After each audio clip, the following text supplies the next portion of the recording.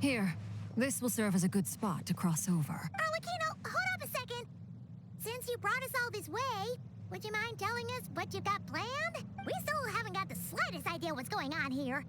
And if even Columbina doesn't know where the Iridescent Moon's marrow is, how do you? Simple. Because I am an inheritor of the royal bloodline of the Crimson Moon, and one of the last surviving embers of the Two Worlds' flames. Huh? Are you serious? Isn't you're a descendant of that Crimson Moon dynasty we were just talking about? The one from ancient Conria? Your surprise is understandable. I was also taken aback when I first learned of it. But the more I thought about it, the more I realized the signs had been there all along. When I was young, I discovered I could wield a very special kind of fire. It coursed like blood through my veins and smoldered away inside my nerves. What's more, whenever I experienced strong bursts of emotion or drew too deeply on this power, it was like some kind of presence within the fire would begin to gnaw away at me, consuming me from the inside out. Exactly. That is why my hands are like this too. At first, I saw it only as a curse, but once I became a harbinger, the jester apprised me of the truth. Together with my own investigations over the past few years, there are several things that I have gradually come to understand. For instance, take the so-called Crimson Moon. In truth, it is nothing more than the shattered remnants of the Iridescent Moon, fused with the Abyss to prolong its lifespan. Since this blood flame was bestowed upon me by the Crimson Moon, it is a fusion of the Iridescent Moon's former power and the corruption of the Abyss. You all understand the nature of the Abyss well enough. I draw upon its power, and in return, it hungers for my soul. This strange blackness is the mark of corruption it has left behind. If I recall correctly, you once told me that if the corruption ever made it to your heart, you'd become a completely different person. Yes, and that's the reason I'm always careful not to push my power too far. It's essentially a never-ending tug-of-war. Oh, sounds intense. Anyway, the rest of my story can wait. Is there anything else about the Crimson Moon or the Iridescent Moon that you're unclear about? Paimon has a question. So, the Crimson Moon that the Carians used to worship was actually the Iridescent Moon, right? Which was one of the three Moon Sisters. Does that mean that the Carians were to the Crimson Moon as the Frost Moon Scions are to the Frost Moon? So much of that history has been lost. We have no way of knowing exactly what they were like. But I would suspect that the Conrians weren't as devout in their moon worship as it might appear.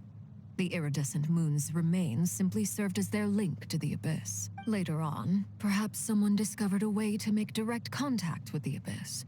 Or maybe there was some kind of ideological divide. Either way, a dissenting faction staged a coup and drove out the royal heirs of the Crimson Moon dynasty. Still, even with the dark sun looming high overhead, the Crimson Moon's glow never truly faded. If you want living proof, it's standing right before you. The first time we met, I sensed something familiar in your presence when I looked at you. I felt I could see that mysterious red moon in the corner of my eye. In your flames, I saw its broken image, surrounded by a strange black aura. Well, I appreciate that you kept it to yourself. Much about the Crimson Moon is still a mystery, and I'd prefer not to end up as the object of an insane research project. Anyway, time is against us here, so if there's any other questions, they'll have to wait. I just want to make sure I've got one thing straight. In her letter, Sandrone mentioned that since you are unable to contain the Iridescent Moon's marrow yourself, you intend to leave it in my custody. That's right. For now, it's the only way I can pay you back for your help. The Iridescent Moon is already part of who you are. So with its marrow in your possession, you'll be even more powerful than before. Deal. Then let's get started. Get what started? What does this place have to do with the Crimson Moon? When I first became a harbinger, the Jester gave me a book called Harry.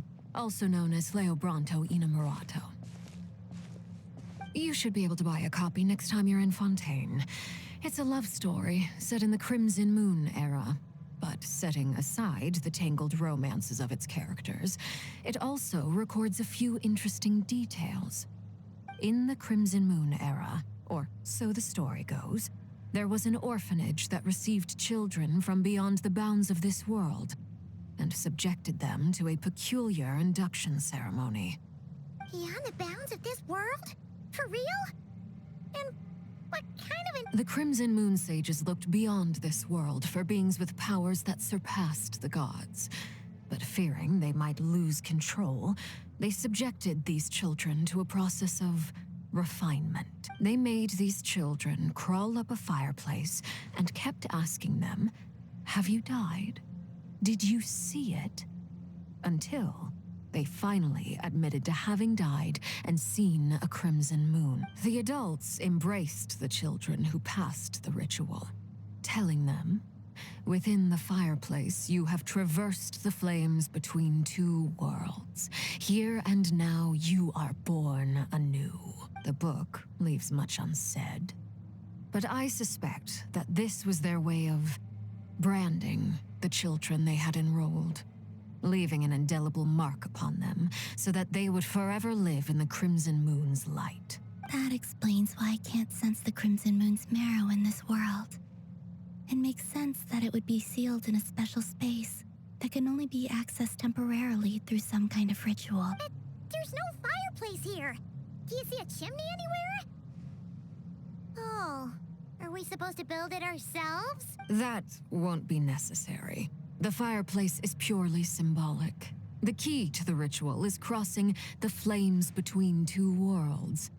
In other words, the flames that burn within me. Those burned away by such flames leave behind a kind of ghostly afterimage in the world. In the days of Conria, people believed they could be used to bridge the gap between the two worlds of life and death. In short, I can open a passage to that space for you. That's the easy part. The catch is I'll need to stay on this side to keep the passage open, so I won't be able to come with you. What? Very well. Then I'll open it. Traveler, spare me a little more moonlight if you would. I may need it.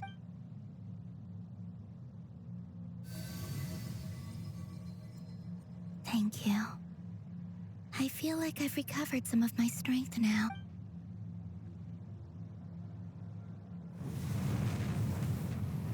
Mistress of the seven hues of ages past, great mother of the present, crimson-clad sovereign of the two realms, by fire severed, by fire renewed, I offer myself now and beseech your descent.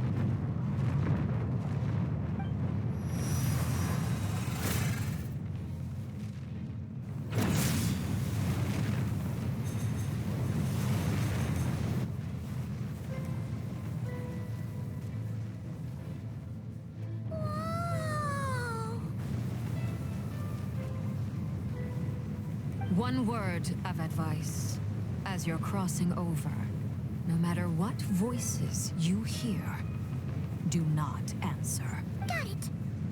I sense a sinister gloom inside, but also the familiar light of the moon. I feel that I am about to meet an old friend who has changed beyond all recognition. All right, let's go.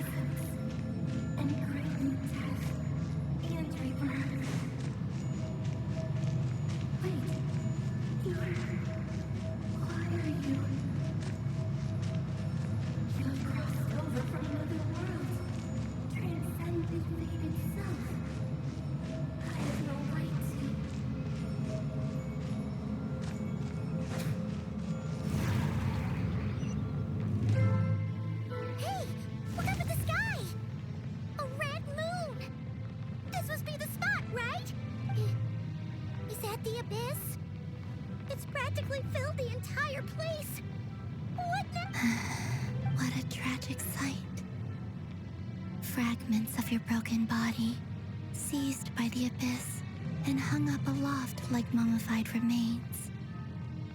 Iridescent moon, was this truly what you wished for? Careful! There's something spooky about... Paimon's right behind you! Whatever you do, don't run off without her! By the way, Columbina, didn't you tell us that the iridescent moon had shattered into pieces? The moon up there looks pretty whole to Paimon. How is that possible?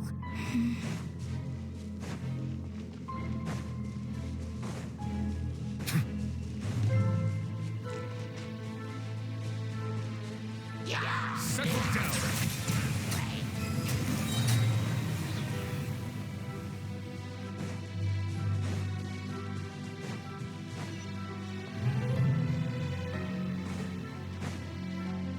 Just like I thought. It was only a facade.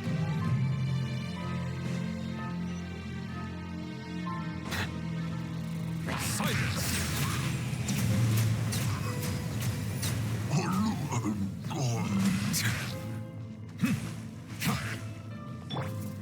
One with nature.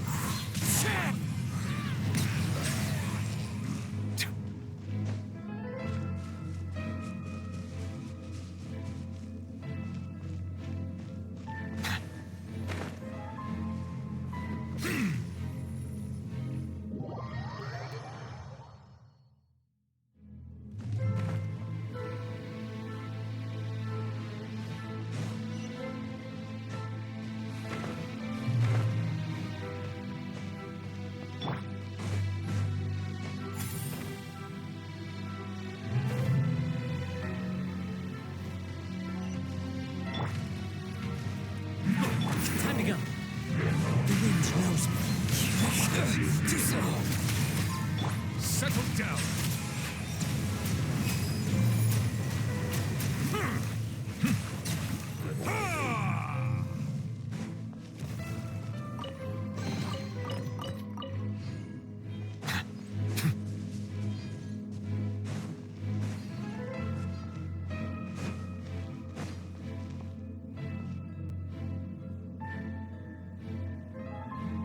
Huh? Huh? For real? That's way too high! There's no way we'll be able to reach it! No. I'm not sensing anything up there. It's coming from under the mountain. Let's see... Ah! There's some kind of weird shadow over the water! Wait, see that? Looks like a mechanism of some sort. Let's check it out!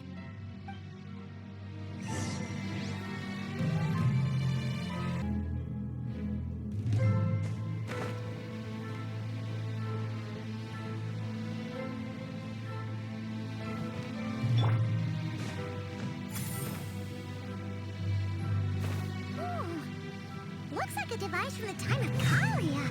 Maybe people once came here to study the Crimson Moon's domain, and they left this behind. Oh, if we can activate it, we might find some clues.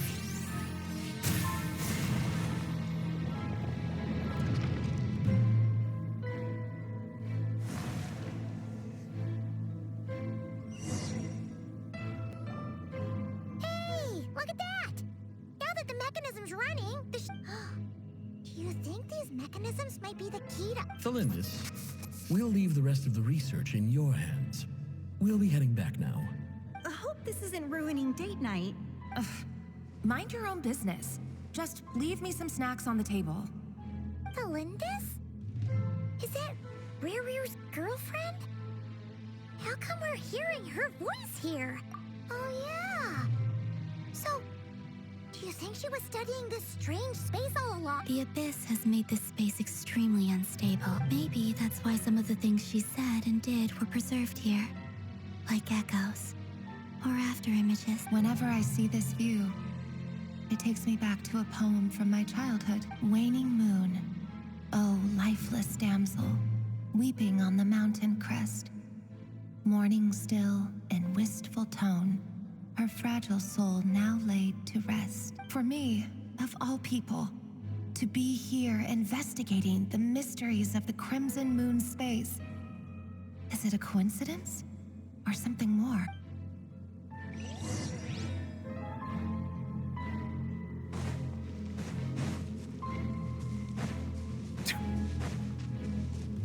Bow your head.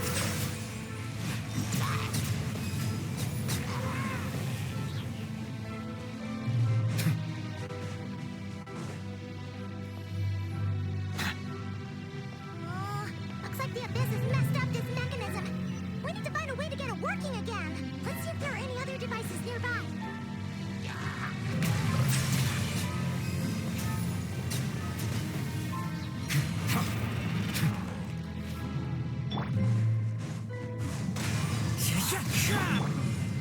Silence!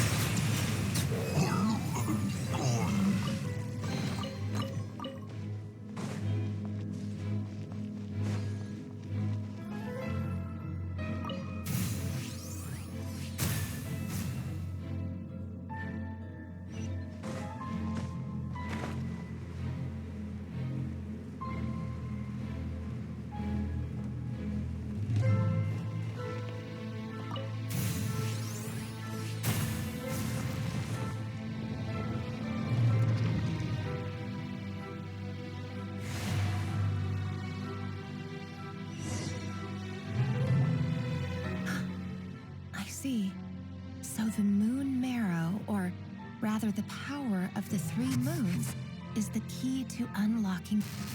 If it really does exist, then maybe this madness can finally be put to.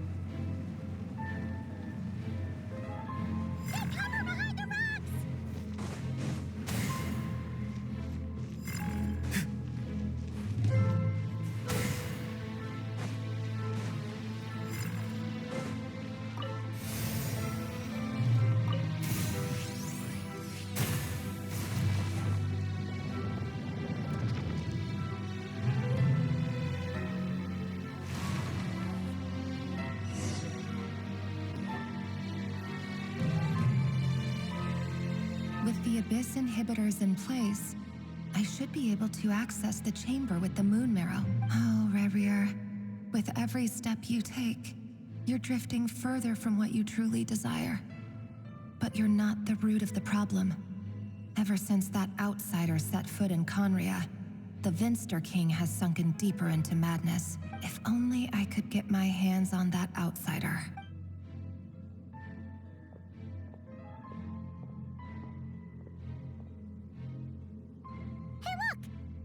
Reflection is back to normal. Elendis' voice mentioned a chamber with the moon mare. It must be. For within it, I sense. Then there's no time to lose. What?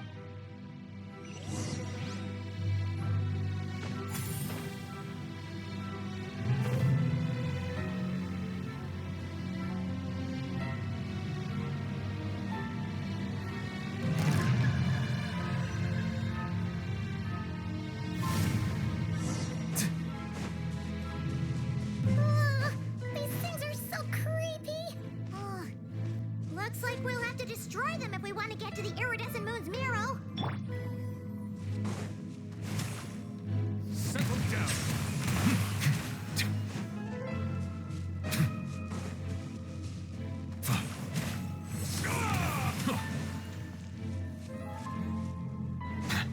That must be the Iridescent Moon's marrow. Oh, we'll need to destroy these things before we can reach it.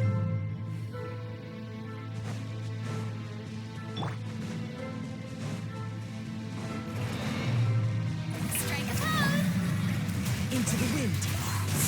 Be free. Bow your head.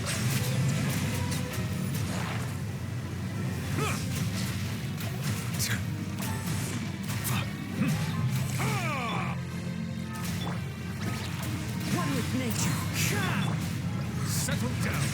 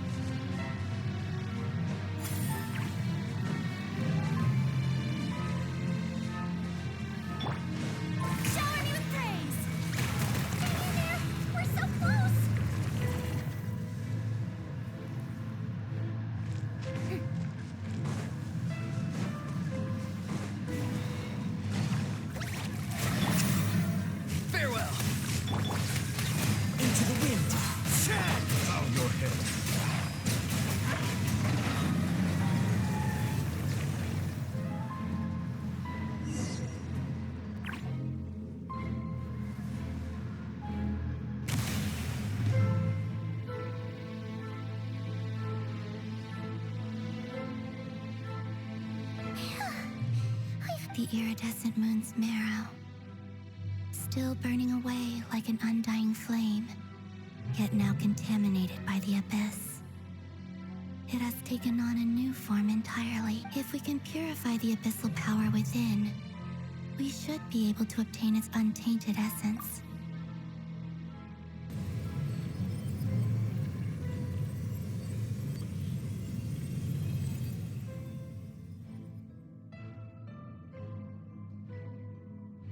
It's so cold. Is it you? Are you here? Huh? Are you talking to a... At long last, I can see you once more. Our fates have crossed, and I am finally free. I'm sorry, I lied to you. Even knowing what was to come, I still couldn't let go of the fear in my heart. As death drew near, the moment the moon shattered, my body began to split apart piece by piece. Like I was being cut into pieces by 1,000 blunt blades. My thoughts scattered as the cold crept in. But I could not bear to fade away like that. Tell me, what was it that brought you to us all that time ago? If only I had possessed your courage, then I might have been spared this torment, more painful than death. You look so puzzled. That's how I felt too when I first saw you. But trust me when I say that everything happens for a reason. Farewell, Hypo.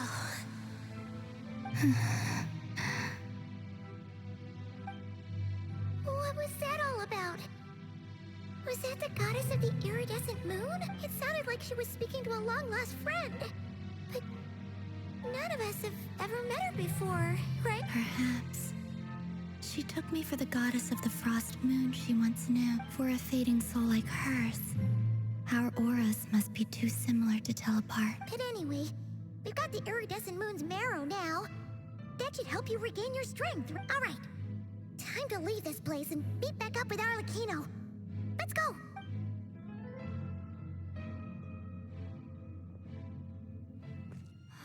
That's odd. This place looks different than when we came in. Waning moon, Huh? oh lifeless damsel. Oh.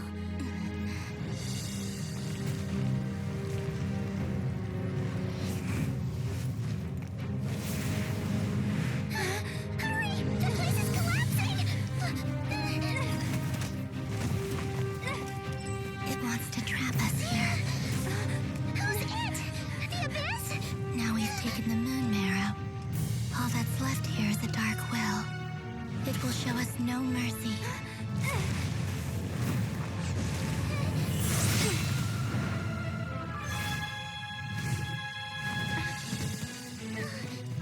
Give it back! The crimson moons! My marrow! My heart!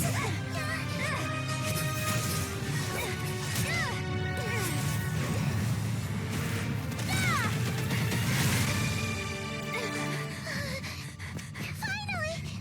Huh? Oh no! The exit's blocked! They're back! Now what do we do? This is where you fall. Witness my rise. What are you waiting for?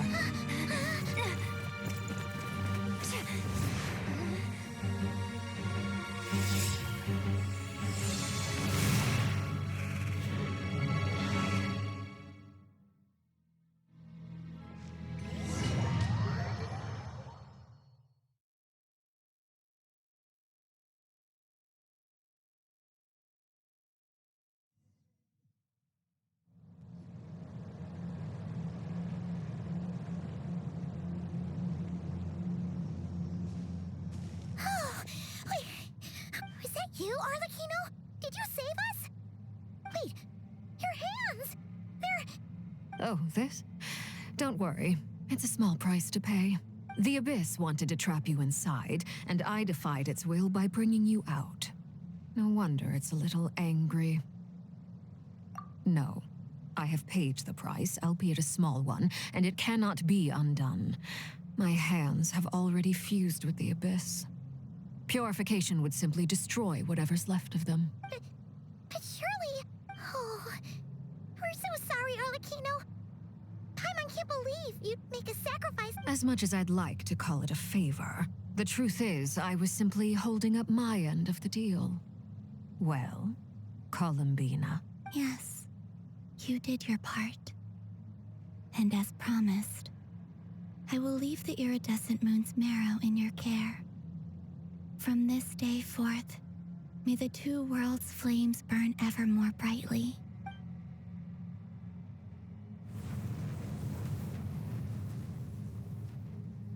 I'll take that as a blessing. Now, Columbina, give me your hand. Accept this moonlight I offer in return.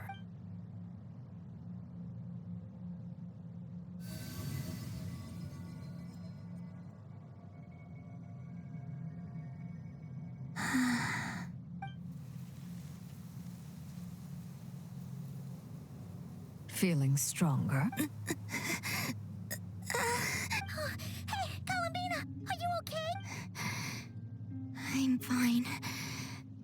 Our powers are a little at odds, that's all. By the Frost Moon's authority alone, wielding the power of the other moons was always going to be a stretch. Still, I think it's fair to say that your strength has returned, at least to the level it was at as Third Harbinger. It's still not enough. There's no way I can hope to challenge Rayrier like this. Just one more ray of moonlight, if you would. It's okay. I can take it.